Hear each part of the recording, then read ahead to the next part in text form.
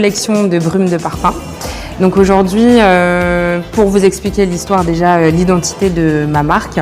Donc Deepa Be Yourself, pourquoi? Parce que Deepa, donc ça vient du Népal, le prénom.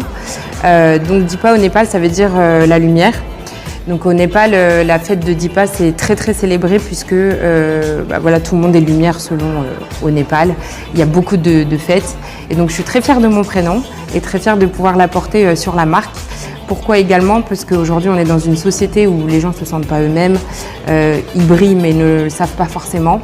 Et donc, Deepa Be Yourself, c'est aussi, tu peux briller en étant toi-même, puisque Be Yourself, ça veut dire sois toi-même. Et pour la petite histoire, c'est que j'ai été adoptée. Du coup, la marque a une connotation avec le Népal. Et également parce que quand j'étais aux États-Unis, à New York notamment, mes amis m'appelaient Deepa, puisqu'en France, je m'appelle Marie. Il m'appelait Deepa et il me disait mais sois toi-même en fait. On n'est pas en France, parce qu'en France on se fait quand même beaucoup juger malheureusement, mais aux États-Unis il me disait ça, Deepa Be Yourself. Et en fait je les remercie aujourd'hui parce que je suis moi-même, I'm confident. Et du coup je voulais que ma marque s'appelle vraiment Deepa Be Yourself, parce qu'aujourd'hui les clients je veux qu'ils se sentent eux-mêmes.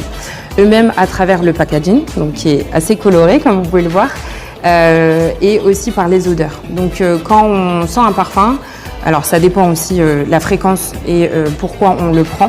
Ça peut être quand vous avez un rendez-vous, quand vous pensez à quelqu'un, ça vous fait penser à quelque chose, une situation, ou alors la fréquence, elle peut être intense comme pas du tout et exceptionnelle, on va dire. Aujourd'hui, moi, j'ai regardé selon ma fréquence de parfum. Donc moi, par exemple, je mets un parfum tous les jours selon mon humeur. Mon voisin, ça va être...